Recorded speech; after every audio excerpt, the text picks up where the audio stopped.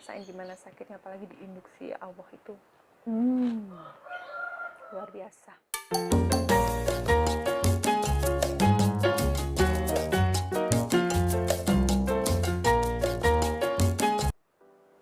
Hai, kembali lagi di Bella Molina Channel.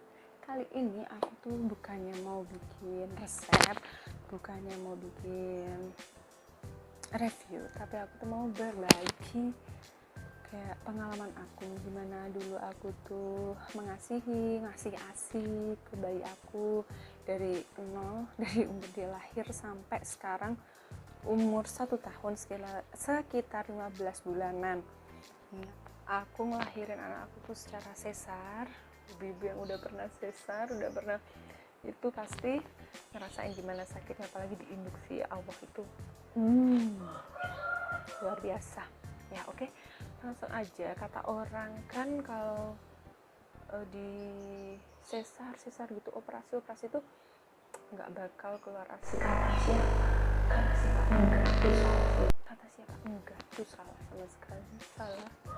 Kenyataannya aku ini sesar, dan alhamdulillahnya waktu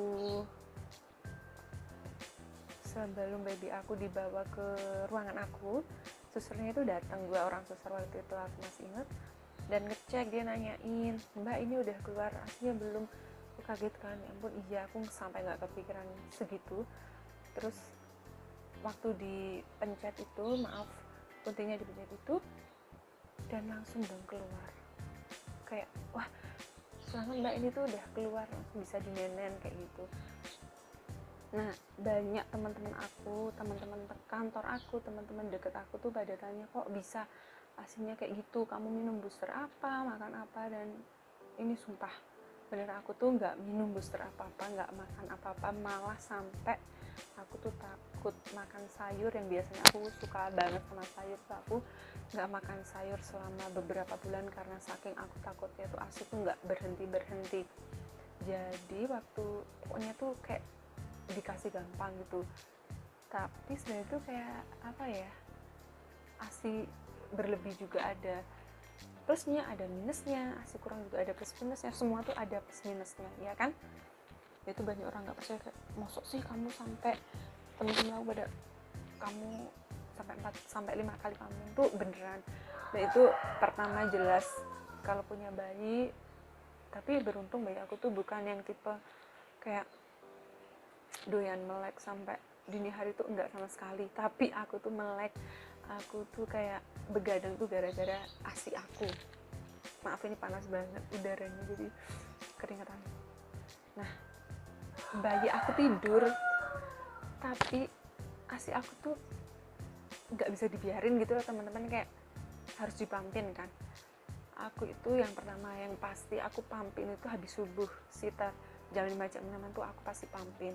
Sekali pampin tuh PD yang kanan sama kiri tuh banyak kan, aku yang kanan itu banyaknya tuh bisa setengahnya. Misalnya yang kanan tuh 400 ml, yang kiri itu cuma 200 ml.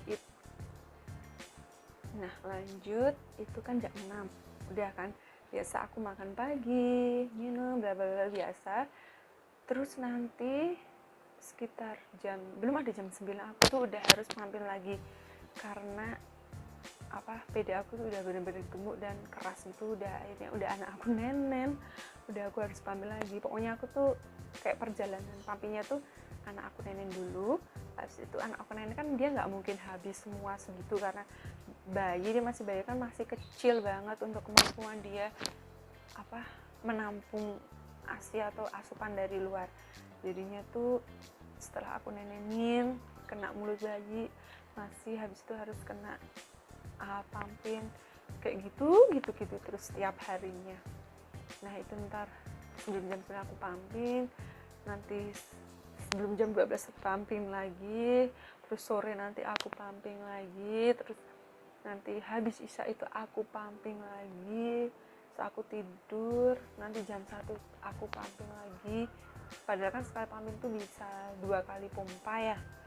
Itu waktu aku belum tahu ada kayak sistem yang bagus buat kita tuh ngedongker ASI. Nanti aku bakalan ceritain juga ke teman-teman. Nah itu kan bosen banget, kayak ya Allah, aku tuh pengen istirahat gitu. pengen tidur yang enak, yang nyenyak, kayak gitu-gitu, kayak menggerutu dulu di dalam diri aku, kayak emang nggak punya syukur ya. Tapi aku tuh kalau lihat yang nggak ada ASI gitu, aku jadi oh ya udahlah, alhamdulillah banget dikasih ASI gampang, dikasih tanpa booster itu aku udah bisa ngasih anak aku ASI yang banyak. Sampai kulkas aku kan 2 pintu gitu, yang atas tuh udah beneran kayak full. Terus akhirnya aku punya ide, bukan ide, kayak kenapa sih nggak dikasih yang lebih membutuhkan. Aku tuh jarang share kayak hasil pampinan aku, ini pampinan aku gitu kayak ngeliatin story apa namanya isi kulkas aku yang penuh ASI tuh, aku kayak mikir, karena sekarang pun aku tuh baru kan nggak pernah kepikir mau ngevlog kayak gini, jadi aku tuh nggak yang mikir ini buat konten, terus enggak ada sama sekali.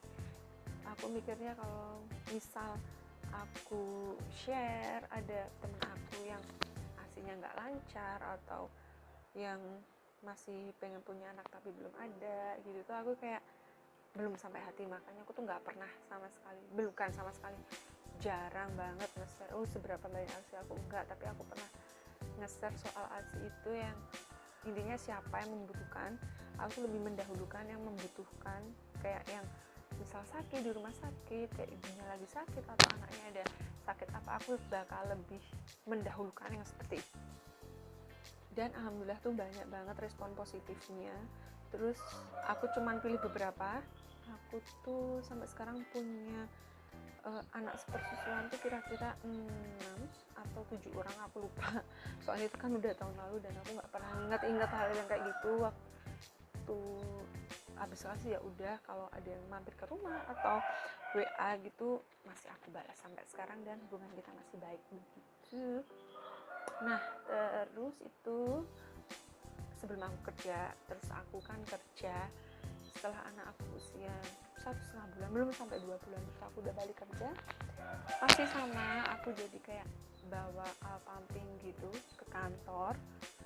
Dan ceritanya itu setiap mau ke kantor, setiap aku mau ninggal anak aku tuh, aku selalu nenenin dia dulu. Sebelum aku berangkat ke kantor, aku nenenin dia dulu.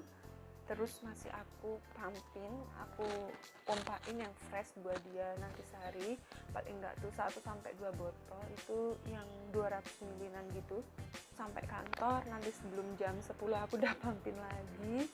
Terus nanti istirahat jam 12 atau jam 1 aku juga masih pumpin lagi. Itu bener aku kayak ya ampun, kadang aku tuh maaf sampai kayak mau putus susah karena aku sampai tanya ke dokter, ini tuh normal nggak sih dok, karena aku tuh merasa aku nggak makan sayur, nggak pakai suplemen apa kok kayak gini gitu loh. Terus gimana sama aku? Nah itu kekurangannya bakal ada di diri aku. Jadi tuh aku tuh kayak kekurangan, bukan kekurangan gizi sih, kayak kekurangan sari-sarinya, karena sari-sarinya sebelum sampai di aku tuh dia udah jadi ASI. Nah ceritanya itu aku minum air putih pun tuh langsung kayak begitu minum tuh langsung tuh kayak merembetnya tuh kerasa banget, dan langsung jadi saat itu juga, nggak pakai lama, nggak pakai 2 jam enggak, dan itu langsung begitu minum sini langsung kejang. Sampai aku tuh ya ampun, aku tuh badan aku tuh sampai kurus dulu sebelum aku hamil tuh. Berat badan aku sekitar 59-60an. Terus setelah aku hamil dan menyusui itu mungkin 54 atau 55, pokoknya aku lebih kurus, dan semua tuh fokus di payudara, cuman payudara aku yang gede kayak gitu loh. Sampai malu kayak ketemu nasabah, kayak ketemu orang gitu kan, sampai jilbabnya ditutup, gimana caranya biar nggak dilihatin orang. Itu emang nggak nyaman banget, tapi ya udah gimana lagi, itu udah pemberian. Dan aku syukurin aja kalau kembali lagi aku lihat teman-teman atau ada orang yang susah buat menyusuin atau dan semacam itu, aku bersyukur lagi. Nah terus sedihnya lagi itu anak aku sempat bingung puting karena dia kan sering banget ngedot. Kayak aku tuh kasihan kalau misal dia tuh nenen itu kadang keluar dari hidung kayak saking kencengnya. muncratan asinya itu kan. Jadi aku pompa, baru aku nenek kayak mama emping atau emping ya, jadi dipompa dulu baru dikasih gitu. Itu aku kayak ya ampun sedih banget. Awal resign itu dia umur 5 bulan, dia tuh lupa sama puting, dan kayak ya ampun aku udah di rumah malah dia tuh lupa sama putingnya gitu, sama puting emaknya gitu kan. Dan aku hanya ke laktasi, aku cerita gitu caranya tuh harus pakai pipet atau pakai sendok, kan aku nggak tega karena dia kan pasti lapar, belum dapat asupan dari mana-mana. Akhirnya setiap dia tidur aku tuh pipetin pokoknya tuh dijauhin dari empeng, dari dot kayak gitu. Cuman boleh dikenalin sama asi, puting dan si entah sendok, gelas takar itu yang diminumin ke baby atau pipet. Nah aku lebih milih pipet karena dia gampang kan, dia masih kecil jadi dipipetin gitu. Itu aku, dan alhamdulillahnya itu setelah 4 hari anak aku tuh udah inget puting lagi, karena tiap kali habis ngasih pipet aku langsung sodorin nenek gitu. Pokoknya aku selalu sadar, alhamdulillah sampai sekarang dia nggak lupa putingnya karena sudah di rumah juga. Nah habis itu ada gejala lagi, aku tuh sempat mastiti, pokoknya suka duka lah gitu. Setelah aku resign kan aku jadi males buat ini jadi males buat pompa karena udah gak usah pompa lah, udah di rumah kayak gitu. Dan itu ternyata aku salah besar, teman-teman, aku tuh salah besar. Nah sibuknya apa kamu harus tetap kayak nenenin, tetap kayak pompa, pampin, itu tetap harus. Aku tuh ngerasain masih itu sakit banget, itu tuh nggak terduga, kayak belum ada 4 hari aku nggak pampin gitu. Itu tuh sore hari aku ingat mau nenenin anakku tuh kok dia nangis gitu, kok tiba-tiba nangis, kenapa dinenenin tuh nggak mau. Ternyata aku pencet PD aku tuh nggak keluar asinya sama sekali, padahal kalau aku raba gitu tuh dia penuh dan sampai keras banget. Itu aku udah bingung setengah mati, gimana anak aku udah nangis terus dan asi aku nggak keluar karena di dalamnya itu udah penuh. Terus badan aku makin malam makin nggak enak. Akhirnya aku minta suami aku paginya buat nganterin ke rumah sakit, ke dokter anak aku waktu aku lahiran di sana. Terus aku cerita kronologinya sama dokternya, aku dikasih katanya aku tuh masih tapi masih tingkat yang rendah gitu, masih oke, Mbak, kayak untung ngabarinya sekarang, kayak nggak ketelatan gitu. Akhirnya aku dikasih obat, terus dikasih tahu cara mijetnya yang bener gimana. Jadi nanti aku bakal kasih tahu kayak gambar mastiti, kalau ada nanti aku bakal cari dan tunjukin di sini kayak apa misal akibatnya kalau kalian mastiti itu ngeri banget. Aku bakal tunjukin di sini nanti, semoga aku bisa cari gambarnya. Terus aku tuh dikasih tahu cara mijitnya bla bla bla, pokoknya tuh itu sakit banget dan mau nggak mau tetap harus dikeluarin. Kayak gimana ya logikanya, kalau kalian itu udah plastik cuman muatnya 1 kilo, nah kalian sedangkan produksi kalian 2 kilo, kan bakal kayak bengkak, kayak mau pecah, dan tapi di bawah tuh nggak bisa keluar karena kesumbat yang kemarin itu dan udah membeku gitu loh. Nah kurang lebih kayak gitulah. Nah sampai situ aku masih rajin pompa, tapi nggak serajin dulu waktu aku masih kerja, waktu aku masih nggak nungguin anak aku di rumah. Ada lagi masalah, sampai anak aku usia 7 bulan tuh asi aku meredup, nggak se-oke dulu lagi waktu aku masih bisa kayak donasiin asi aku.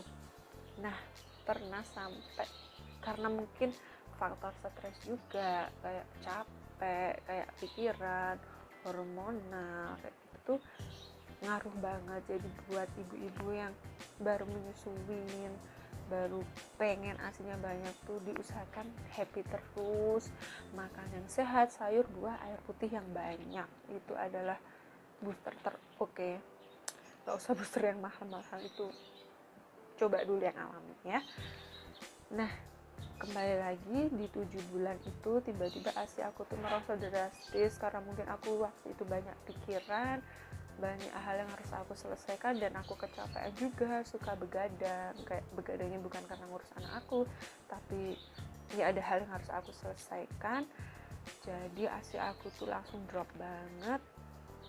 Aku sedih kan, aku sampai sempet tanya sama temen aku yang aku kasih donasi, masih ada nggak ASI aku. Akhirnya aku minta 4 atau 5 pack lagi gitu, 1 pack kayak gitu aku bawa lagi, dan cuman buat persiapan aja kalau waktu aku keluar rumah dan gak sama baby aku. Dari situ kan aku mikir, kok bisa dari segitu banyak, sehari 2 liter, terus habis itu tiba-tiba merosot gitu kan. Nah aku carilah tahu kenapa ya, ternyata itu faktornya tadi aku sebutin, pengaruh banget buat kelancaran ASI. Ibu-ibu tuh harus happy pokoknya ya. Kalau ibu-ibu happy itu serumah happy semua, dan sebaliknya kalau sedih semua bakalan sedih, diomelin terus. Nah itu terus kan aku pasti cari tahu lah ya, dari aku yang gak berani makan sayur karena takut ASI keluar, terus aku makan sayur, makan buah kayak gitu. Terus sempat juga aku bikin susu almond sendiri, aku beli almond 2 kilo dan aku rutin bikinnya. Itu tuh kayak gak memenuhi, beneran itu kayak gak ngedongkrak gitu loh. Terus akhirnya aku cari gimana, terus di laktasi juga, di kayak perhimpunan, bukan perhimpunan, kayak perkumpulan ibu-ibu yang mengusahakan ASINya biar banyak. Akhirnya aku tuh dapat kayak tabel gitu, nanti aku bakal cantumin. Nah aku bakal bacain tabelnya itu. Itu tuh namanya kayak power pumping, nanti aku bakal tunjukin di sini. Itu tuh kita bisa pumping, bukan bisa pumping, kita tuh pumping nanti 20 menit tanpa berhenti, terus setelah itu istirahat 10 menit, pumping lagi 10 menit, terus istirahat lagi 10 menit, dan terakhir itu 10 menit lagi. Jadi total pumpingnya itu sekitar 1 jam. Nah kalau aku pribadi itu aku nggak pernah, jarang banget aku pakai 2 cup itu langsung pumping 2 tuh nggak pernah, karena aku pikir tuh kayak kurang kuat nyedotnya, dia tuh nggak ngosongin PD dengan bagus gitu. Jadi aku tuh biasanya sini 10 menit, nah ini kan nanti 10 menit diistirahatin, terus sini 10 menit, otomatis kalau kita habis pumping yang sini 10 menit, terus sini 10 menit kan yang di sini udah istirahat tuh, aku pindah lagi. Kalau ini udah 10 menit, aku pindah lagi 10 menit, dia istirahat 10 menit, pindah lagi 10 menit. Jadi kayak waktunya itu lebih hemat setengah kalinya gitu loh teman-teman. Jadi dia dapat istirahat kayak gitu, dan itu beneran ngedongkrak banget itu sih, banget buat ibu-ibu yang lagi cari itu dicoba, semoga bisa membantu ibu-ibu, membantu teman-teman semua yang lagi dongkrak ASINya. Nanti aku bakal tunjukin kayak apa, kayak tabelnya gitu. Dan kalau ada yang pernah nyoba juga, kalian bisa komen di sini, berbagi sama ibu-ibu yang lain, teman-teman yang lain yang membutuhkan. Nah, dan mulai itu aku udah kedongkrak lagi, udah bisa banyak lagi, walaupun nggak sebanyak dulu karena anak aku kan mulai tambah gede, tambah banyak juga neneknya kayak gitu. Aku tuh cuman paling nyediain ASI yang beku tuh cuman berapa, nggak sebanyak dulu, karena buat apa juga, karena aku di rumah dan aku pergi pun aku selalu bawa anak aku karena memang belum bisa jauh dari dia. Terus sampai sekarang alhamdulillah ASI aku masih keluar, masih lancar. Padahal dulu aku berpikiran, ya ampun, aku ASI aku sempat macet itu, aku berpikir aku bisa nggak ya nenenin sampai 2 tahun, paling nggak aku minta 2 tahun aja, terus abis itu udah nggak apa-apa gitu. Dan alhamdulillah sampai sekarang anakku usia 15 bulan ASI aku masih lancar. Semoga sampai besok 2 tahun aku bisa mengasihi dia, dan teman-teman semua juga bisa mengasihi anak-anak teman-teman semua.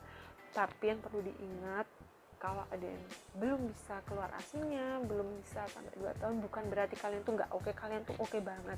Kalian udah jadi ibu-ibu tuh kalian udah oke banget, kalian tuh udah the best buat anak kalian. Perjuangan kalian pasti mengharapkan yang paling oke buat anak kalian, paling bagus.